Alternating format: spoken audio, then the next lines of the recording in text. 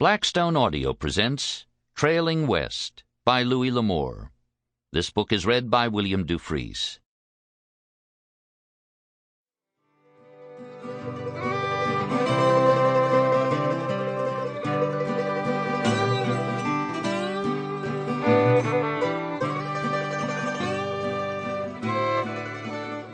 Trap of Gold by Louis L'Amour.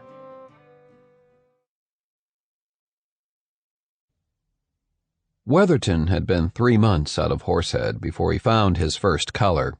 At first, it was a few scattered grains taken from the base of an alluvial fan where millions of tons of sand and silt had washed down from a chain of rugged peaks. Yet the gold was ragged under the magnifying glass. Gold that is carried any distance becomes worn and polished by the abrasive action of the accompanying rocks and sand, so this could not have been carried far. With caution, born of harsh experience, he seated himself and lit his pipe, yet excitement was strong within him. A contemplative man by nature, his experience had taught him how a man may be deluded by hope, yet all his instincts told him the source of the gold was somewhere on the mountain above. It could have come down the wash that skirted the base of the mountain, but the ragged condition of the gold made that improbable.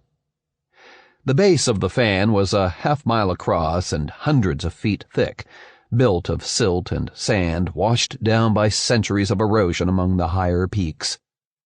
The point of the wide V of the fan lay between two towering upthrusts of granite, but from where Wetherton sat he could see that the actual source of the fan lay much higher.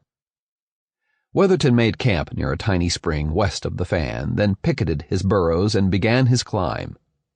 When he was well over 2,000 feet higher, he stopped, resting again, and, while resting, he dry-panned some of the silt.